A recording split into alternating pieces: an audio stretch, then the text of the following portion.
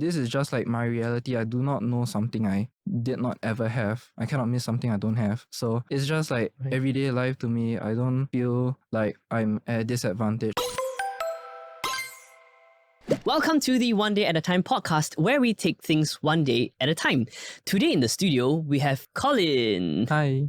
Hey Colin, can you do a quick introduction about yourself and what you do? Okay, so I'm Colin Soon. I have a visual impairment. It's called Dystrophy, but I also study at SP and also a national swimmer. Nice. Okay, so that's a little bit. There's a lot to take in. So I know this year you recently won like a gold medal, right, in June at the Paralympic Games. Asia? No, okay, wrong. ASEAN Para Games. ASEAN Para Games in Cambodia. Yes. Right. So and you have won like a couple of medals in the past as well, right? As a Paralympic swimmer.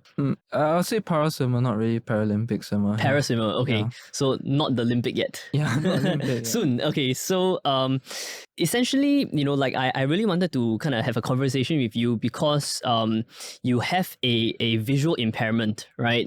Known as cone rod dystrophy. Yes. Were you born with this condition? Yes. So cone rod dystrophy is actually like a genetic disease. So both my parents had the recessive gene, and then I ended up losing the 50-50. So there's a 50% chance I was gonna get it, and yeah, I got it. So basically, in general, what happens is that there are two types of cells in your eye, so cones and rods. So the cone, in my condition, cones would start to deteriorate first, so I'll get less and less of them, and then rods would start to disappear, so then I'll get less and less of that as well. So over time, I lose my vision, and and it goes in gradual steps. Okay, so does this mean that eventually at some point you would not be able to have vision at all, or? Yes. That's correct. I see. So is there a way that before that, so you mentioned about like the cone and the rods, right? So what is the role of I'm not very inclined at the eye thing. So like what does the cone do for the eye and what does the rod do for the eye? Well, I'm also not an expert on it, so I really don't know. So really don't quote me on this, but if I remember correctly, cones deal with color, I think, and then rods deal with light. So yeah, brightness and all that stuff. So but one thing I do know is that cones generally live around the center of your eye and rods live around the eye, so the peripheral. So because of this, that means I'm actually like blind in the center right now. So I usually look at stuff through my peripherals. I see. Okay, so because you kind of were born with the condition, and did you feel like you needed to learn how to adapt, or because you were born with it, like this was just the way that things are? Yeah, it's actually really just the things that way are. Because like people like, or I won't say pity, but like they think like I have like some struggle with it, which is in a sense true, but it's not that much different from like everyday life that people experience. Because I always like try and tell people is that this is just like my reality. I do not know something I did not ever have. I cannot miss something I don't have. So it's just like everyday life to me. I don't feel like I'm at a disadvantage. I just feel I am, in a sense. Yeah. Right, because you have never experienced full vision in that sense. Yeah, correct. You can't have a sense of loss. Yes, per se. Exactly. But you do, because you did mention that this condition will worsen over time, right? Is there a way to manage it such that it doesn't worsen? I mean, there are some steps that we can take to slow down the regression. So general eye health, don't look at blue light for too long, that kind of stuff. Don't stare at the sun. But other than that, not really actually. There's not much you can do about it. It'll just keep going. I see. So do you think that the regression would affect the way that you are living life right now? There will be some adjustments I need to make. Like for example, over time, like the zoom on my phone, I use like double triple tap on my phone to zoom in so I can read text better. So over time, I feel like I need to zoom in bigger, and then I started using more text to speech on my phone and computer to help me read out text a lot faster. Right. But other than that, I think it's like I just take it one step at a time. Yeah. So it's really gradual. I can't really feel it like from one year to another. There's barely any difference. But once you look over like 4 years, then it's like, oh, you can suddenly see the difference. But yeah, it's only like when the time comes, I guess. I see. So it's really very gradual. Yeah. And there is no procedure or medical kind of steps that you can take to kind of make a positive difference to the regression. Yeah, so because it's a genetic thing, it's actually quite tricky. You can't really like fix it unless you fix my whole DNA structure. I see. Yeah. I see. Yeah, so not much of a cure. I'm not looking for one also. Right. So for you, did you, because like you mentioned you were born with the condition, so you didn't feel like it's an impairment in the first place lah, because you were kind of brought into this world and this is how you view the world. Yeah. But did you feel like when you were in school, when you're studying, did you feel like you had to take longer to complete certain like assignments or like exams, or how did you manage that? Yeah, so in secondary school, usually how I manage it is sometimes I can ask for time extensions for homework. Then also during exams, I definitely need more time, so I had 75% extra time. Because I read slower and I write a bit slower. But in poly it's actually a lot better now because everything's on the computer. I have all my accessibility all set up already. Right. So I can almost work at the same speed as everyone else. Right. Yeah. So you don't fully, because you don't need to essentially fully rely on your eyes. You also can rely on your ears. Yeah. And things like that, right? So how did you like start your journey as a sportsman, as a para swimmer? It's a long journey. So it started when I was like about 4, I suppose, when I did learn to swim. And then like I liked it so much. I always say that I'm almost like one with the water. Yeah, so I liked it so much. I decided to get myself into competitive swimming. And then from there I connected with coaches, and then like my parents found SDSC, and then I managed to be like under their radar, I suppose. Then it started off all from there. So then from 4 years old. Yeah, all from 4, but it took a really long journey. I think like I only joined like SDSC, I can't remember, 9-ish, maybe later. Right. Maybe much later. I can't remember. I'm getting a bit muddled. That's still quite a while ago. Like you were it's almost 10 years ago already, right? Yes. Right. So why did you kind of feel that swimming or like the water was the place that you belonged? I think it's just one of those things. I can't really explain it actually. Like I just felt like happy in the water. I always like splashing around and playing in the play pools when I was much younger. So I suppose I just like the water. That's all. I see. Okay, so because you just mentioned that you kind of blind in the middle, you rely a lot on the peripheral vision. So I would imagine in the water, the way that you see and the way that you kind of like get a grasp of the direction and things like that is very different out of the water, right?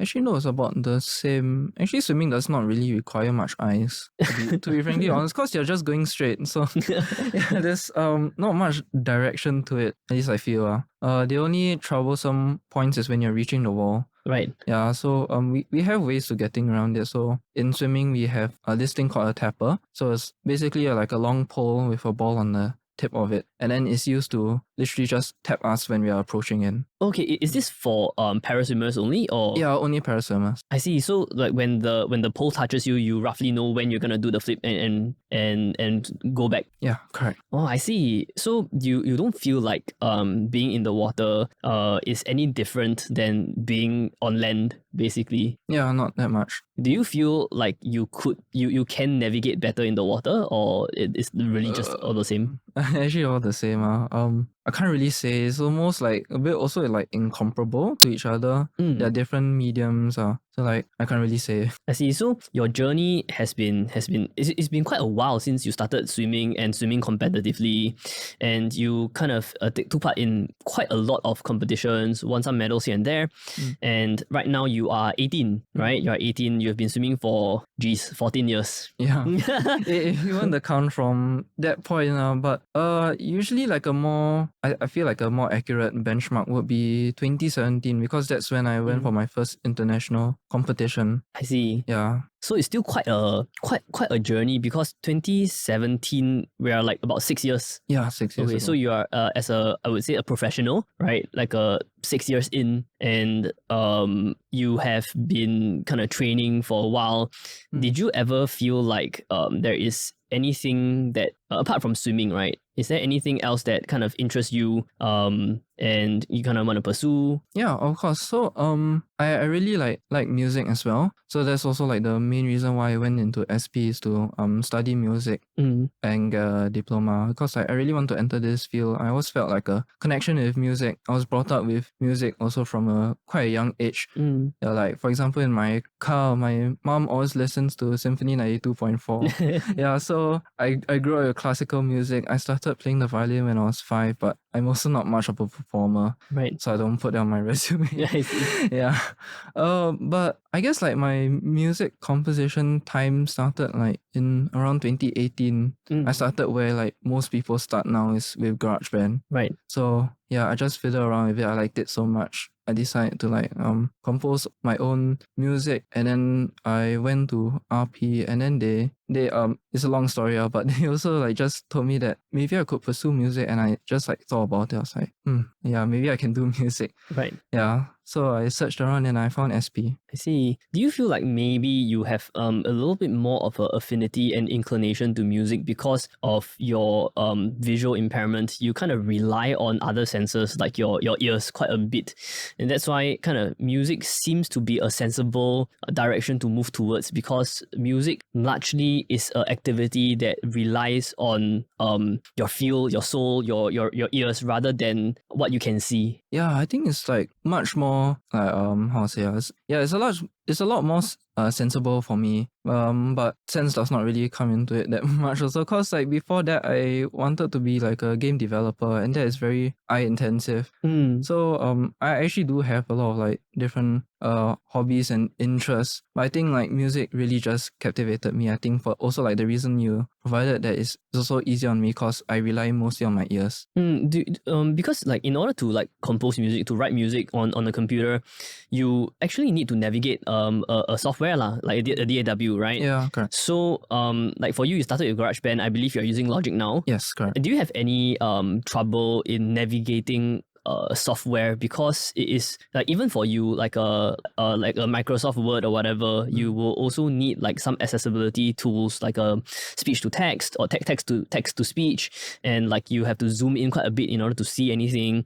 So like when navigating certain other types of software like Logic, for example, a music software which can be a lot more complicated than Microsoft Word, how do you kind of navigate through that? Actually, Logic is a lot easier for me to navigate. I think it's partly because I'm already familiar with the layout, because I came from GarageBand. It's Right. almost like the same thing, but then like it took me a year to familiarize myself with Logic. But also another benefit Logic has is that it's native to Apple, and I use Apple's stock accessibility, so they are both compatible. So I can navigate Logic really easily. Is the problem when it comes with third-party apps like you said, Microsoft Word, they're not native to Apple, so it's a bit harder for me to navigate around, but I can still get around okay. I see. So essentially any or most software that is native to Apple, like even say like video editing like Final Cut Pro or something, there you are able to kind of utilize Apple's accessibility tools to help you navigate, which makes it much easier. Yes, for correct. you to. I see. So like for you, you really don't feel like there is it's a disability, right? You really don't feel like there is a disadvantage because you are navigating okay, you are doing okay, and you are pursuing your dreams essentially, yes. whether it's as a sportsman or as a potential composer in the future, as a musician. You are basically living a very, very full life. Yes, I suppose you can say that now, but I think there are many more people who has fuller lives than me. I'm just living, I suppose. But I think that is very important, right? Because you are only, I mean, okay, you're 18 years old, but I think I believe, like I've met many people in my, I'm slightly older than you, right? So Yeah. I met many people in my 20-30 years of living, and I think not many people live as much as you did in your short 18 years that is alive, because just now, like off camera, I was telling you about how I always connect with people who have some sort of handicap. It might not be a physical disability. It could be like you're born into a family that is struggling. You kind of see life and perceive life differently from a regular person, in Singapore or anywhere. So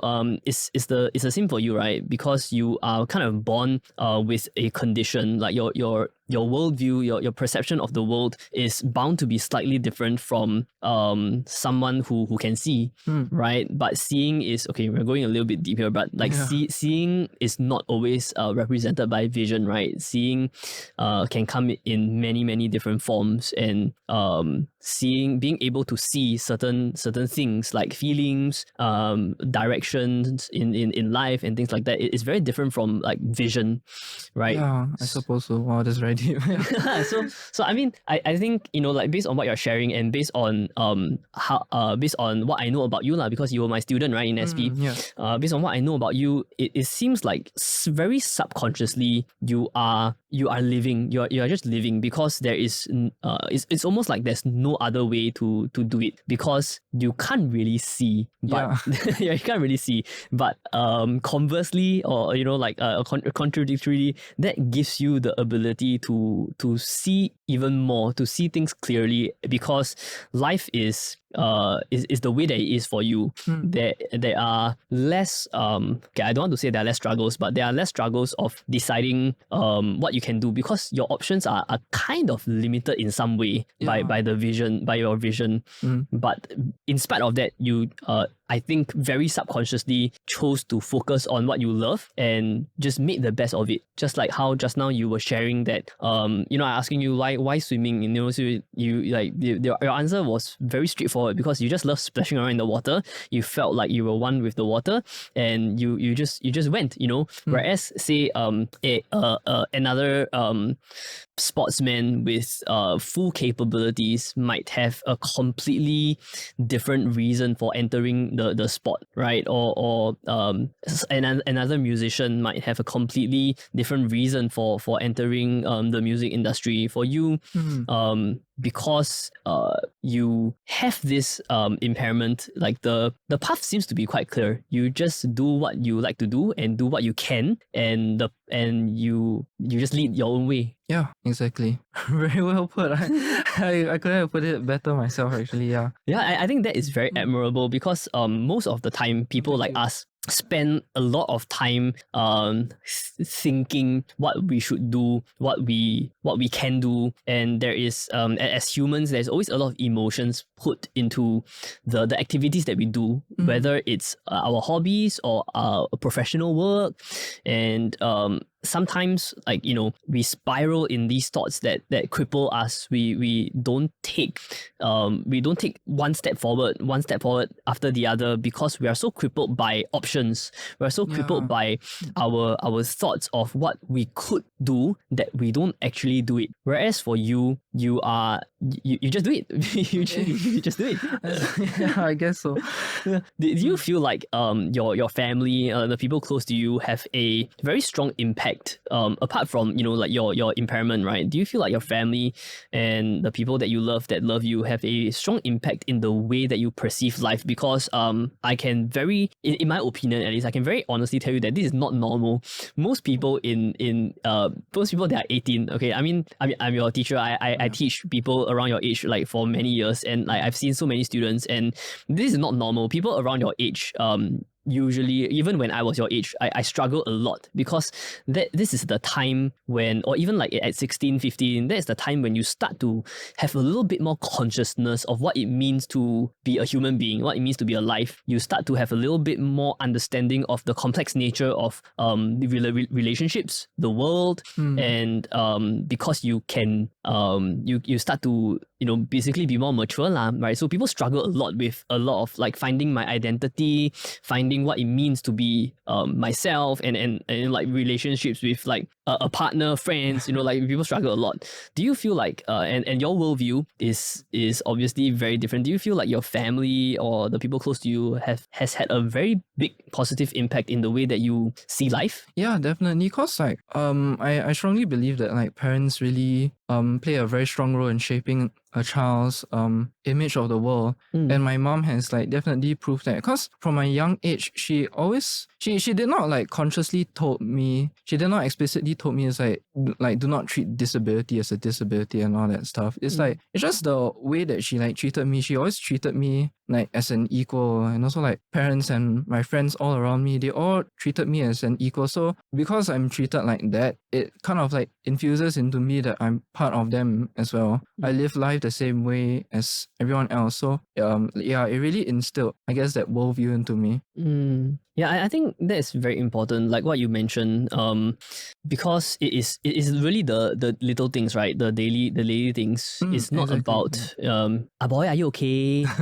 You must be careful. I think that might have a very different effect from how maybe you were brought up, how maybe you managed to find a circle of people around you that, like you said, treat you as an equal. And I think that is very important. How did you feel like you managed to do that?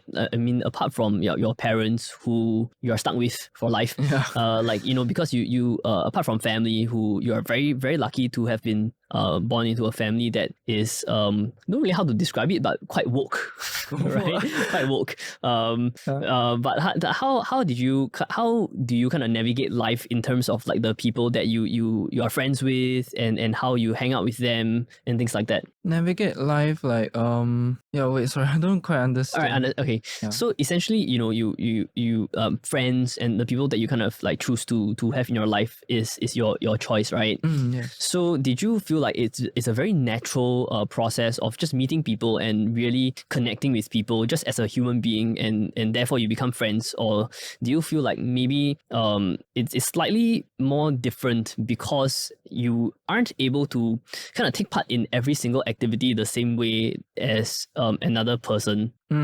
Actually, yeah, it's quite natural. I make friends, I don't make friends, I guess. So yeah, I just go with the flow, like same with everyone else, I suppose. Yeah. Okay, so like for you, for most of your life, like 80% of your life, you have been a swimmer, you have been an athlete, and right now, at 17, I believe, you went into Singapore Poly to kind of pursue a path in music, right? To become somewhat of a composer for either for like you're interested in games, so you might want to look at writing music for games and things like that. But Yes. essentially, music is something that you're very keen on, right? So how do you feel like music and swimming is going to kind of coexist in your life, or how are you like navigating that? I actually really don't have like an answer for that. I do not know what the future is gonna be like, but I think like roughly in the long term, I roughly know that I won't be able to swim forever because of like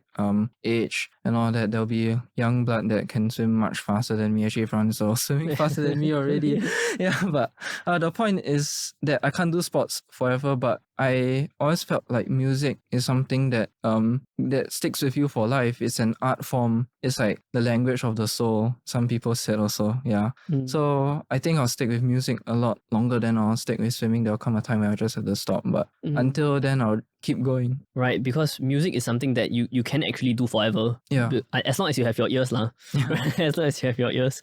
I really like that because it's a lot of times I think like even like I mentioned just now, a lot of us who can see tend to be blind to reality because we can see, we think we see, we think we know, and when we think we know, we tend to be a little bit blind to what is happening now. We keep thinking about the 10-year plan, the 5-year plan, and like the progression in career, in life, in relationships, in marriage or whatever.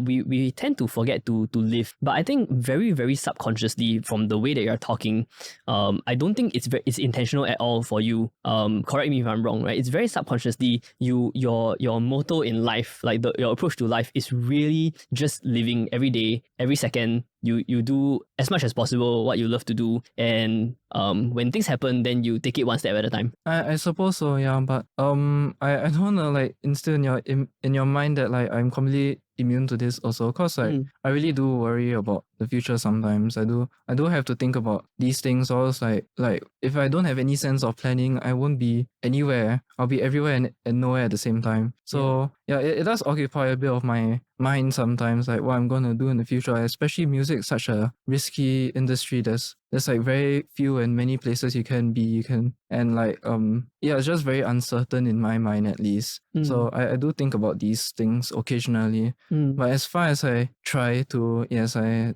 try to live life as it is. Yeah, I think that is in some ways I think that is one of the best ways to live to live life as it is, to in some manner of speaking, play the cards that life deals us in a way, because a lot of times we tend to, humans tend to keep looking outwards, right, at what could be. Yeah, but it's only natural, right? It's only natural, like, we tend to not see what is. And for you, even I don't think anyone is immune to that. And I think for most people, even people who have been through a little bit, most people still have that little worry, that little insecurity that occupies a part of our mind. I think the difference between you and maybe some people is that, again, I think this happens very unconsciously, right? And I'm not a psychologist, so I'm not analyzing you or whatever. I don't know what I'm talking about, but I think for you it happens very subconsciously. And yes, there is that fear, there is that worry, and without that fear and worry, we are not propelled to kind of plan, to think a little bit more critically. But the difference is that you don't let that fear and worry cripple you, which is a little bit of a contradictory statement. But you don't let that fear or worry cripple you. You really take things in your stride, and you just move. You just in the words of Dory, you just keep swimming. Yes, exactly. Yeah, dude, Colin, I really like it, and I hope you are able to find actually, it's not that I hope, but I really believe that at the end of the day, for most of us that live, right, I think mindset is very important. Mindset affects the way that we think, obviously. Mindset affects the actions that we take. Mindset affects the way that we react to the environment around us, the people around us, which we cannot change. We cannot change the environment, we cannot change the people, but we can change ourselves, the way we react to things, to people. And I have 100% confidence that you will figure it out. Whether you end up becoming a composer, a musician, in whatever form, I strongly believe that you are going to figure it out, because I believe that you have the correct mindset. Yes, thank you so much. Yes. I don't really even know what the correct mindset means, but I think the way that you subconsciously approach life is very powerful. And many people, especially in societies like ours, live our entire lives blind to this thing that you so unconsciously embrace. Yeah, exactly. Which I didn't really realize until you brought it up like so persuasively as well. Yeah, so I think it is also very hard for you to see, no pun intended, but it's also very hard for you to see, because you this is just the only way that you know how to live. Yeah. But I can tell you that this is not normal. I mean, it's like the mindset, right? Not the physical body, right? But it is not normal, and a lot of people struggle with this, and a lot of people, like including myself, especially when I was your age, that worry of uncertainty, right? That worry of uncertainty is always present in the mind, and it doesn't just take up a space. It sometimes cripples us to not have the courage to take the next step forward because of uncertainty. Yes. But you just do it. Yeah, you just keep swimming. Yes, exactly. Okay, so is there like a something that you wanna kind of pursue in the realms of, because like for you, swimming is still something that you're actively pursuing, but you also are quite pragmatic in a way that you feel that swimming is not something you will be able to do forever, because like any other normal human, your body will slowly become old, right? And there will be, like you said, younger, better people. In music, exactly, because it's something that you're actively pursuing. Is there a goal that you have in mind? Like what exactly in music you want to pursue? Actually, yeah, like in terms of like occupation, I really like enjoy scoring music for films and games. Like every time I watch a film or like watch a playthrough of a game, like I just like get so enthralled by like the soundtrack that's in the game, and I always like look them up and then listen to them. So these things I really enjoy. And also it also kind of helps that I grew up with like classical music, because a lot of these soundtracks are also orchestral in nature. Yeah. So yeah, that's like one thing I really want to pursue in music. Right. But in terms of goals, like what I want to achieve specifically, I don't really have anything in mind. As long like my current goal is like as long as I can make a living out of it, I think it's good enough. So step one right now is to get good at it, right? Yeah. Is to kind of learn the ways of film scoring, like scoring for games and things like that, and understand a little bit more about maybe what exactly you like about it also. Right, and see how you can turn that into somewhat of a sustainable career, like just like how you kind of managed to do that in some ways with your swimming. Yes. Awesome. Thank you so much for coming in today and sharing. Thank you so much about this. I really think that you've got it, man. You know, I don't really know how to describe it, but sometimes it's just that it's just the way that people carry themselves, like yourself. You are obviously somewhat of an introverted person with somewhat of, you are not a very chatty person, right? You're not a very chatty person, but sometimes it's very corny, very cliche to say, but actions does speak louder than words. And I hope you continue to keep swimming. Thank you so much. No pun intended. Thank you. Yeah, so Colin, if anybody like kind of is inspired by kind of what you're doing and they want to connect with you, is there anywhere that they can find you? Yes, you can connect with me on Instagram. So my handle is @Colin Soon. That is CHLORINESOON. No punctuations. Nice. Do you say that a lot? No. That sounds very rehearsed. No, this is the first time I actually said that. I never said that before. Yeah. You can start to imbue that into your interviews with people. Thank you. Okay. So Colin, I look forward to your next competition, and I'm very, very looking forward to what you are going to do in music. Whether you become an international musician or not, I believe that you are going to be able to find contentment and happiness in everything that you are going to do. Thank you so much. Thank you, Colin. Thank you. It was a pleasure. Yes. We'll see you next time on the One Day at a Time podcast. Peace.